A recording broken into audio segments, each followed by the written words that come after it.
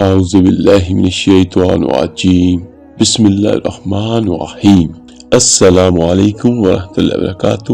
میرے عزیز بھائیو بہنوں اور بچوں، آج کی یہ ویڈیو ہم سب کے لیے بہت اہم ہے۔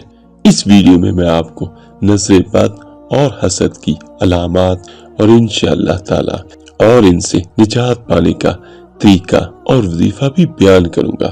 میرے عزیز بھائیو، بہت سے لوگ نظر بد، علین اور حسد کی علامات کو ایک ہی سمجھتے ہیں، جبکہ در حقیقت دونوں میں بہت زیادہ فرق ہے۔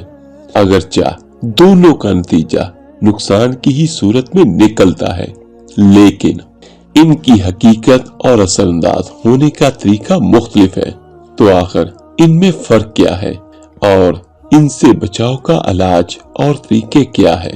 میرے عزیز بھائیو، اس ویڈیو کو مکمل توجہ کے ساتھ سنیے گا اور صدقہ جاریہ سمجھ کر ہو سکے تو جن میرے بھائی بہن کو نظر بد ہے یا حسد کی وجہ سے ان کا کاروبار تباہ ہو چکا ہے، گھروں میں لڑائی جھگڑے رہتے ہیں، تو ان بھائیوں ان بہنوں کے ساتھ بھی ضرور شیئر کیجیے گا۔ اللہ پاک اس کا اجر آپ کو اور مجھے ہم سب کو دے گا۔ تو میرے عزیز بھائیوں، میں آپ کو بیان کرتا ہوں نظر بد، علین اور حسد میں فرق۔ بہت سے لوگ سمجھتے ہیں کہ حسد اور نظر بد ایک ہی چیز ہے، لیکن قرآن و حدیث میں دونوں کے درمیان فرق کو واضح کیا گیا ہے۔ میرے عزیز بھائیوں، پہلے نمبر پر میں آپ کو بیان کرتا ہوں کہ حسد ہے کیا۔ حسد یہ ہے کہ کوئی شخص دوسرے کی نعمت دیکھ کر یہ تمنا کرے کہ وہ نعمت اس سے چھن کر مجھے مل جائے۔ میرے عزیز بھائیو، جس طرح اللہ تعالیٰ نے کسی کو بڑی گاڑی دی، کسی کو بڑا گھر دیا، کسی کو اچھی نوکری دی، کاروبار دیا، تو دوسرا بندہ یہ حسد کرے، یہ تمنا کرے کہ کاش یہ اس کی بجائے مجھے مل جائے۔ اور اس میں یہ بھی ضروری نہیں کہ حسد کرنے والا خود نعمت کو دیکھے، بلکہ وہ بغیر دیکھے بھی حسد کر سکتا ہے۔ جس طرح کسی کے بارے میں سنا اور دیکھ لیا تو پھر بھی وہ حسد کر سکتا ہے۔ میرے عزیز بھائیوں اور بہنوں، حسد ایک خبیث اور بہت ہی بری صفت ہے جو مومن اور غیر مومن ہر کسی میں پائی جا سکتی ہے۔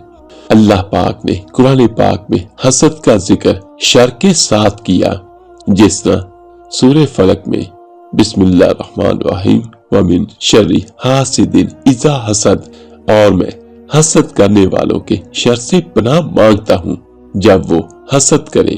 میرے عزیز بھائیو، امام احمد منظور رحمۃ اللہ علیہ فرماتے ہیں کہ حسد کا مطلب یہ ہے کہ کسی شخص کے پاس جو نعمت ہے اسے دیکھ کر اس کے زوال کی خواہش کی جائے۔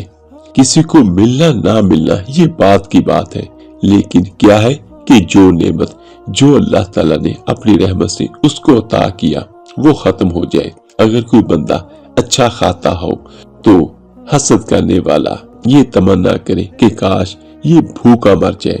اگر کسی نے اچھے کپڑے پہن لیے، جس طرح شادی بیاہ میں اکثر بیٹیاں بہنیں اچھے لباس زیب تن کرتی ہیں، تو حسد کرنے والا یہ تمنا کرتا ہے کہ کاش ان کا لباس سب سے گھٹیا ہو، سب سے ہلکا ہو۔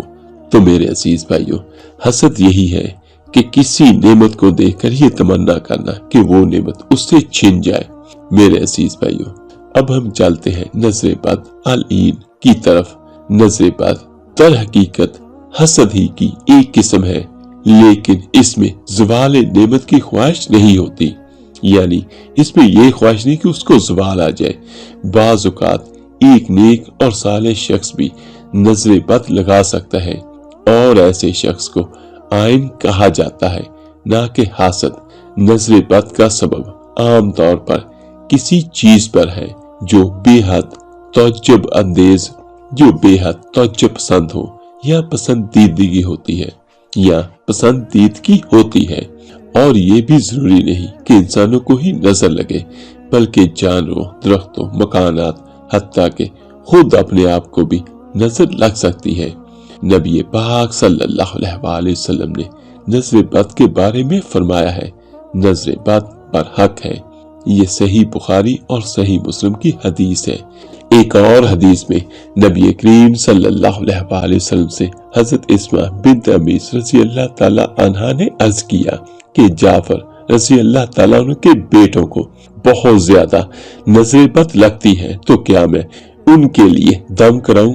تو آپ صلی اللہ علیہ وسلم نے فرمایا، ہاں، اگر کوئی چیز تقدیر پر سبقت لے جا سکتی تو وہ نظر بد ہوتی۔ میرے عزیز بھائیو، نظر بد علین کے جمع ہونے کا مفہوم، اگر کسی چیز کو بار بار نظر بد لگے تو وہ نظر جمع ہو جاتی ہے اور اس کے اثرات شدید ترین ہو سکتے ہیں۔ بعض اوقات بار بار نظر لگنے سے حسد میں بھی شدت آ سکتی ہے اور حسد کی کیفیت پیدا ہو سکتی ہے۔ امام ابن قیم رحم اللہ فرماتے ہیں، نظر بد تیر کی طرح ہوتی ہے جو عین نظر لگانے والے کی روح سے نکل کر معین جس کو نظر لگتی ہے کہ جسم میں داخل ہوتی ہے۔ اگر وہ شخص مضبوط حفاظتی حصار میں ہو تو وہ تیر اپنا اثر نہیں دکھاتا، لیکن اگر وہ غیر محفوظ ہو تو اسے نقصان پہنچتا ہے۔ میرے عزیز بھائیو، جس طرح بہت ساری حدیثوں میں صبح شام کی دعائیں ہمیں ملتی ہیں، اگر ہم صبح نماز کے بعد فجر کی نماز پڑھی، ایک تو ویسے بھی فجر کی نماز پڑھنے کے ساتھ ہی بندہ اللہ تعالیٰ کی امان میں آ جاتا ہے، اور اس کے بعد صبح شام کی دعائیں پڑھیں، اور شام کو مغرب کے بعد بھی شام کی دعائیں پڑھیں جو ہمیں احادیث میں ملتی ہیں، تو یقین کیجیے گا انشاءاللہ کبھی بھی آپ کو نہ نظر بد لگے گی اور نہ ہی کسی کا حسد آپ کو کوئی نقصان پہنچا سکے گا۔ میرے عزیز بھائیو، نظر بد سے بچنے کا بہترین طریقہ یہ ہے کہ انسان ہمیشہ اللہ تعالیٰ کی پناہ میں رہے اور اس کے لیے ذکر و اذکار اور قرآن کی تلاوت سے خود کو محفوظ رکھے۔ علامات جو نظر بد العین کی جمع ہونے کی 10 نشانیاں ہیں وہ میں آپ کو بیان کرتا ہوں۔ نظر بد کی علامت کبھی واضح ہوتی ہے اور کبھی یہ پوشیدہ ہوتی ہے، جن پر لوگ زیادہ توجہ نہیں دیتے۔ نمبر 1، جسمانی علامات۔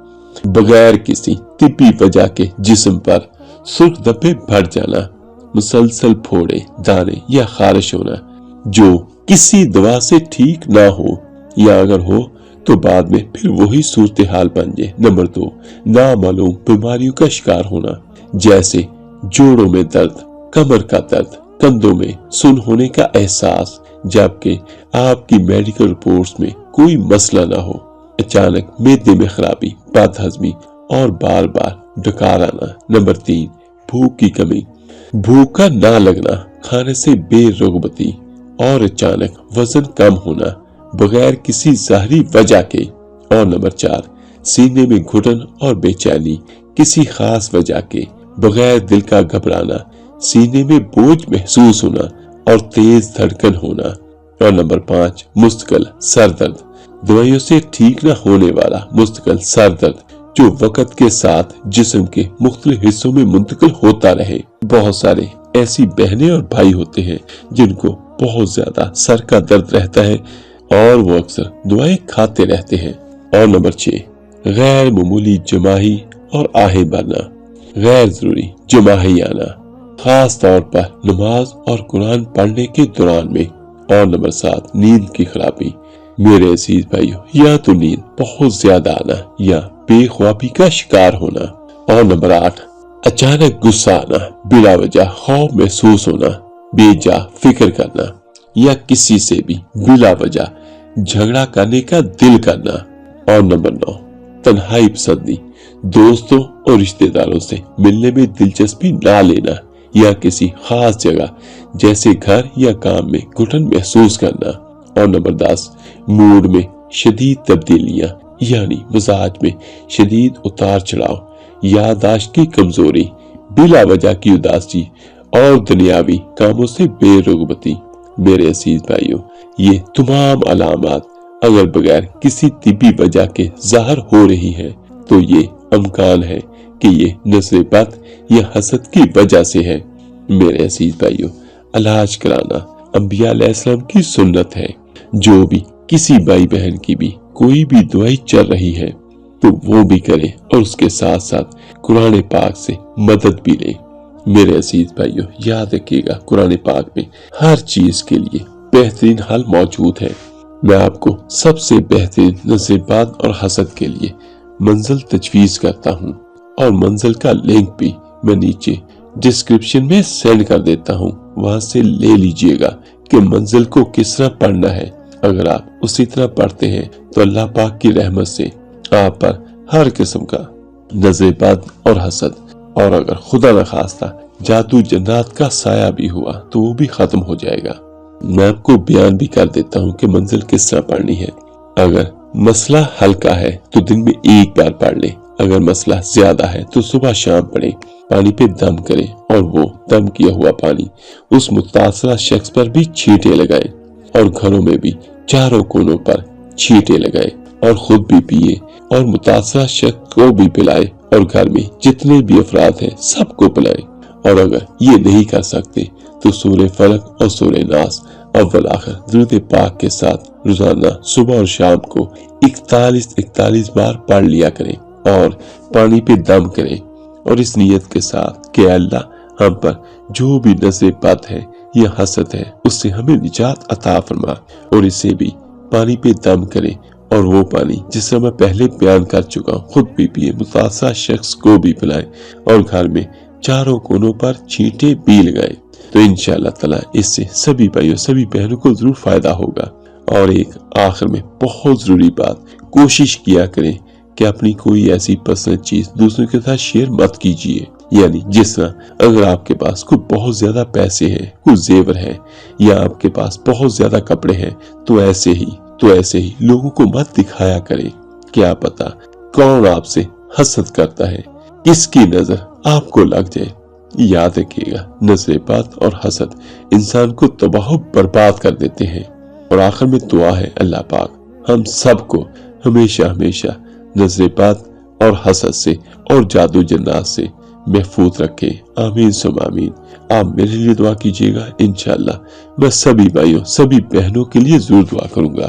جو میرا بھائی بہن یہ عمل کرنا چاہے تو وہ نیچے کمنٹ باکس میں اپنا نام ضرور لکھیے گا، تو انشاءاللہ تعالی میں بھی اس بھائی اس بہن کے لیے ضرور دعا کروں گا۔ تو ملتے ہیں جلدی انشاءاللہ ایک نئی ویڈیو اور عمل کے ساتھ۔ اللہ حافظ۔